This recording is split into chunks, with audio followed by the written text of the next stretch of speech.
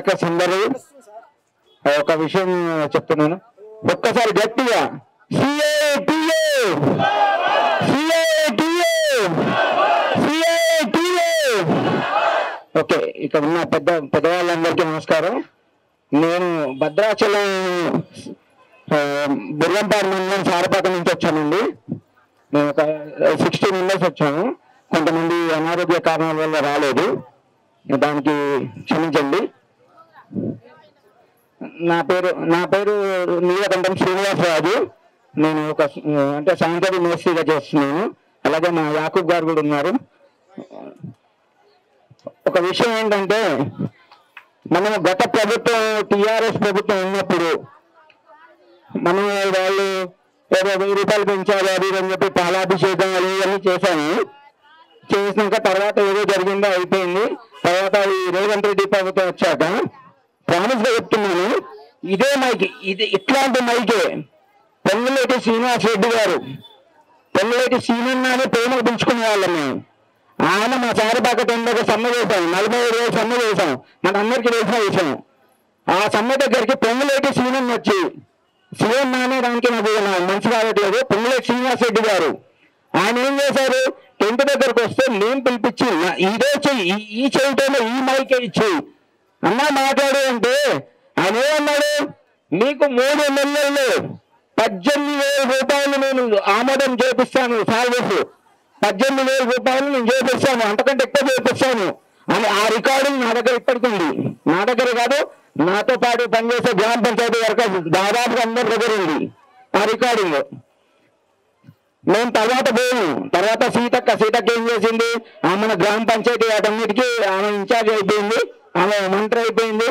మేము పోయాం, మేమని కాదు, మన యూనియన్ వాళ్ళందరూ వాళ్ళే వెళ్ళారు. వాళ్ళ కృషితోనే ఇదంతా జరుగుతుంది. వెళ్తే ఆమె ఇంతవరకు పట్టింపు లేదు. మన సాంబశివరావు గారు, మన కొత్తగూడెం ఎమ్మెల్యే గారు, ఆయన ఏం చేశారు, ఏదో 2 ముక్కలు మాట్లాడారు మంచిగా, దానికి రెస్పాన్స్ లేదు.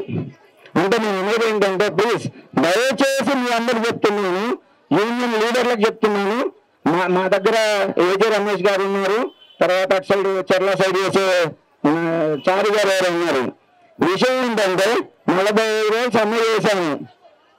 అమ్మా ఇవ్వండమ్మా, 45 రోజులు సమ్మె చేశాను. ఏం చేశారు, 45 రోజుల తర్వాత డ్యూటీలోకి పోయాం. అవునా, ఎందుకు పోయాం, ఏదో అబద్ధం మాటలు చెప్పేసి నన్ను డ్యూటీలోకి పంపించారు.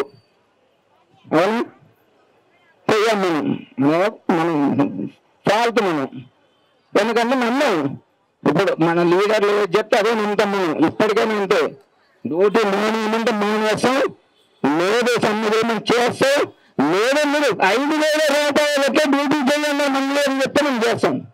అంతేగా, మన లీడర్లనే అనుసరించి మనం పోతున్నాం. అట్లాంటిది మొన్న మనం సీతక్క దగ్గరికి పోతే ఆమె నేను లెటర్ తీసుకున్నాను చెప్పేసి లెటర్ చెత్తబుట్టలో పట్టుబట్ట. నాకు తెలిసిన విషయం. సీతక్క ఏం చెప్పింది, నేను కరోనా అప్పుడు గోదావరిప్పుడు మొత్తం బుద్ధలో పోయినా, ఆడపోయినా ఏదైనా అని చెప్పింది. ఏం చేసింది మనకి? ఈసారి మాత్రం నేను లీడర్లకు కూడా దయచేసి విజ్ఞప్తి చేస్తున్నాను ఏంటంటే, సమ్మె చేస్తే ప్రభుత్వం దిగి రావాలి, లేదంటే మన హక్కుల పోరాటం ఏదో ఒకటి కావాలి. సరే, మనకు ఎట్లా పర్మనెంట్ తెలిసేది సార్లు వాళ్ళకి తెలుసు, మనకు తెలుసు, అందరికీ తెలుసు. పర్మనెంట్ అయితే మనకు కాదు. అమ్మ నేను పోస్ట్ గ్రాడ్యుయేషన్ చదువుకున్నాను, నేను ఎంకామ్ కంప్యూటర్స్. సరే ఏదో పంచాయతీలో జాయిన్ అయ్యాను, సరే ఏదో పర్మనెంట్ అవుతుంది అన్నారు. అట్లా 6.5 సంవత్సరాల నుంచి చేస్తున్నాను. పర్మనెంట్ అయితే కాదు, కనీసం జీతాలు పెంచమని మనం అడుక్కున్నాం. అడిగినా కూడా ఎవరైనా చేస్తున్నారా? మన నాయకులు ఎంతో పోరాడుతున్నారు. ఇంకొక విషయం, కొంతమంది గ్రామ పంచాయతీ సిబ్బంది కూడా నాయకులు వస్తే వాళ్ళు కించపరుస్తున్నారు. అది కరెక్ట్ కాదు. నాయకులు వచ్చినప్పుడు వాళ్ళకు అనుగుణంగా, వాళ్ళకు సపోర్టింగ్ గా మనం ఉండాలి. కొంతమంది ఉన్నారు, చూడ పురుగులు ఉన్నారు. వాళ్ళు ఏం చేస్తున్నారు, నాయకులు వస్తే మీరేం దిగారు, మీరేం చేస్తున్నారు, మీ వల్ల కాదు, ఇలాంటి మాటలు ఎటువంటి గ్రామ పంచాయతీ వర్కర్లు కానీ, ఇంకో చెప్తున్నాను, ఆశా వర్కర్లు కానీ, ఇంకెవరైనా సరే నాయకులు మన కోసం పోరాడుతున్నారు, వాళ్ళకి సపోర్టింగ్ మాత్రం నాయకులకి ఇంకో చెప్తున్నాను, మీరు సమ్మె చేస్తున్నారు చేయండి, కానీ అది కంటిన్యూ చేసి సక్సెస్ అయ్యేదాకా చేయండి. అంతేగాని మధ్యలో ఉల్పాగాలను చేసేసి 40,000 30,000 చేసేసి మీరు ఇక సమ్మెపల్లి డ్యూటీలకు పోండి మేము మాట్లాడతాం అంతేగాని ఈ మాత్రం నాయకుల దగ్గర చెప్పొద్దు. దయచేసి మీరు తప్పు అనుకోవద్దు, మీరు ఆపొద్దు నన్ను, నాకు దొరకదుగా. అమ్మా కూర్చోండి కూర్చోండి. నేనంటే నా మనిషి మాట చెప్తున్నాను. ఇంకొక విషయం ఏంటంటే మా దగ్గర ఉన్న నాయకులు అయితే ఏజే రమేష్ గారు ఉన్నారు, చారి గారు, వాళ్ళందరూ మాకు సపోర్టింగ్ ఫుల్ ఉన్నారు.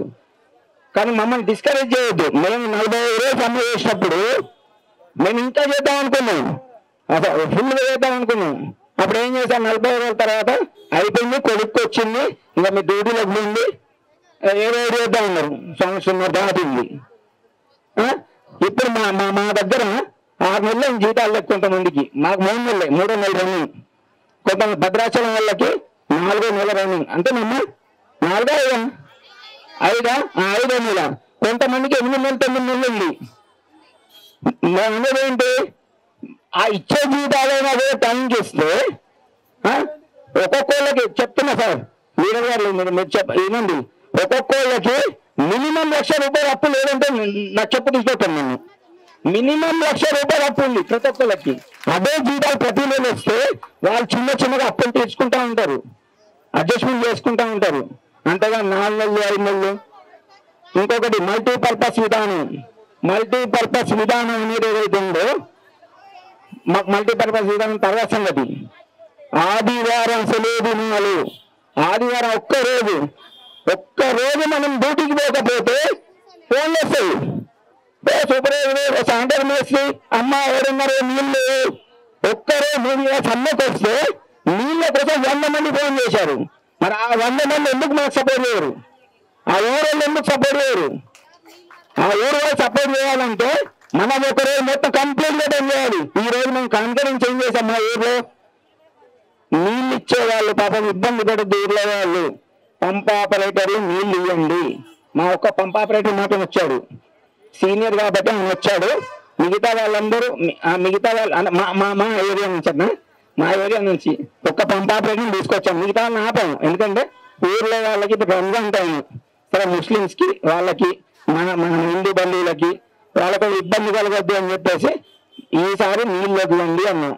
అయితే వాళ్ళు ఉన్నారు, ఒక్క పంప్ ఆపరేటర్ ఏంటంటే వాళ్ళు ఇన్ఛార్జ్గా వచ్చాడు, యాకూబ్ అని పంప్ ఆపరేటర్, ఆయన పిలుచుకొచ్చాం. అంతేగాని నెక్స్ట్ టైం నుంచి అయితే నాకు ఇక్కడ మేము కొంతమంది లీడర్లు ఎవరు, మన భాస్కర్ రావు గారు నాకు కనపడలేదు, ఇక్కడ ఉన్నారా, వచ్చారా? ఓకే వస్తే అండి. అంటే విషయం ఏంటంటే ఈసారి ఒకవేళ ఈ 27వ తారీఖు మనకి బడ్జెట్ సమావేశాలు జరుగుతున్నాయి. దాంట్లో ఫైనల్ హియరింగ్ అని చెప్పారు, మన నాయకులు చెప్పారు, ఫైనల్ హియరింగ్ దాంట్లో మనకి ఏదైనా తీరుస్తారని చెప్పేసి. ఒకవేళ 27వ తారీఖు గ్రామ పంచాయతీ సిబ్బంది వారికి న్యాయం జరగకపోతే ఏం చెయ్యాలి అనే విషయం నేను దయచేసి నాయకుల్ని ఇక్కడే నిలదీసి అడుగుతున్నాను. ఏం చేద్దాం అనేది నాకు కావాల్సింది, నాకు నా బంధువులందరికీ. 27వ తారీఖు సమ్మె చేద్దాం అంటే సమ్మె ఎట్లుండాలి? ఇప్పుడు మా సెక్రటరీ గారు కూడా ఒకటే ఉన్నారు, మీ హక్కు మీరు పోరాడుకోండి అన్నాడు. ఆయన మాకు సపోర్ట్ ఇచ్చేశారు, మా సెక్రటరీ గారు సపోర్ట్ ఇచ్చారు మాకు. మేము అనేది ఏంటంటే 27వ తారీఖు బడ్జెట్ సమావేశాల్లో మనకి న్యాయం జరగకపోతే మనం ఏం చేద్దాం? మా అక్కలు చెల్లెళ్ళు అమ్మలు మా తోడ పుట్టినళ్ళు అనుకోండి, మా అన్నలు అనుకోండి, మీరు డిసైడ్ చేయండి. దాని ప్రకారం ఖచ్చితంగా పోదాం. సమ్మె గట్టి చేయాలి అమ్మ, సమ్మె గట్టి చేయాలి. మన నాయకుల ముందు సమ్మెను ఏం చేయాలి? గట్టిగా చేపించాలి వాళ్ళు. అంతేగాని 45 రోజులు జీతం, అమ్మ కడుపు ఖాళీ తినాలి, 45 రోజులు జీతం నాకు రాలేదు తెలుసా? ధర్మం చేసినప్పుడు 45 రోజులు నా కొడుకు 10th క్లాస్ అమ్మా, నేను 10 రూపాయలు వడ్డీకి తెచ్చి కట్టిన, అందరు తెలుసు. 10 రూపాయలు వడ్డీకి తెచ్చి నేను కట్టుకున్నా. అక్కడ ఎక్కడికి వెళ్తే చెప్పండి, 45 రోజులు ₹1 రాలే. అంతకుముందు మా సర్పంచ్ ఎవరో ఉండేవాళ్ళు ఉండే, అంతకుముందు 30 2 నెలల జీతాలు 45 రోజులు 2 నెలల జీతాలు ఆపారు. కరెక్ట్, అన్నగారు చెప్పింది కరెక్ట్.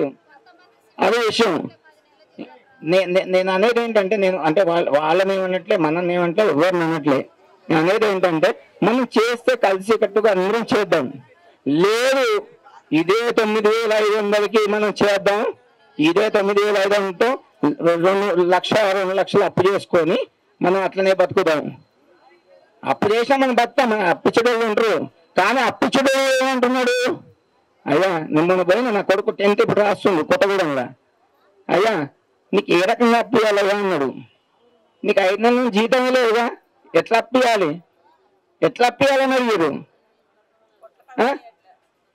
జీతం ఏదన్నా కూడా మనకి 16,500 రూపాయలు ఏదో మేనిఫెస్టోలో ఏదో ఉంది మనకి, అది ఇస్తే చాలు. మనకి ఏంటంటే మన గ్రామ పంచాయతీని మాత్రం చిన్న చూపు చూస్తున్నటువంటి ఈ రేవంత్ రెడ్డి గారు, సీతక్క గారు, నేను చెప్తున్న పిల్లలేచినన్నా, నువ్వు మా టెంట్ దగ్గరకు వచ్చి మాకు హామీ ఇచ్చావు 3 నెలల్లో 18,000 చేపిస్తాను.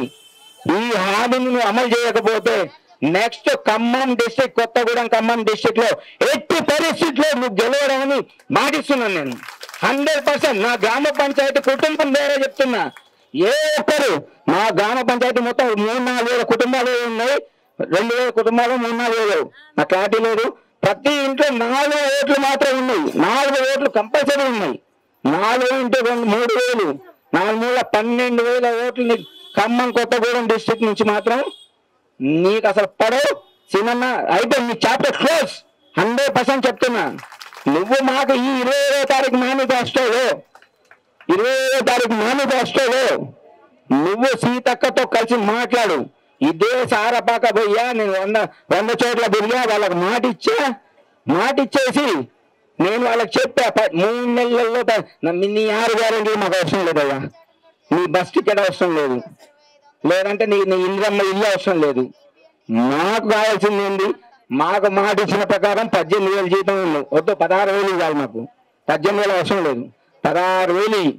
ఈ 27వ తారీఖు బడ్జెట్ లో 100% నువ్వు సీతక్కతో నువ్వే మాట్లాడాలి. ఆమె గురించి కాదు నేను అనేది.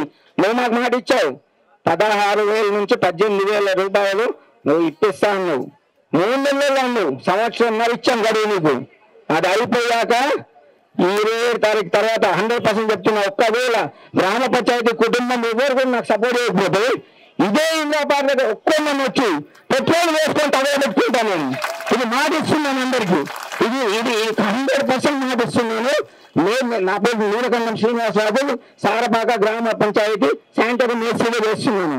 ఈ మాట ఒక తప్పితే ఇక్కడున్న అక్కలు, అన్నలు, తమ్ముళ్ళు, పెద్దవాళ్ళు చెప్పు తీసి ఇదే ఇందిరా పార్క్ కొట్టండి.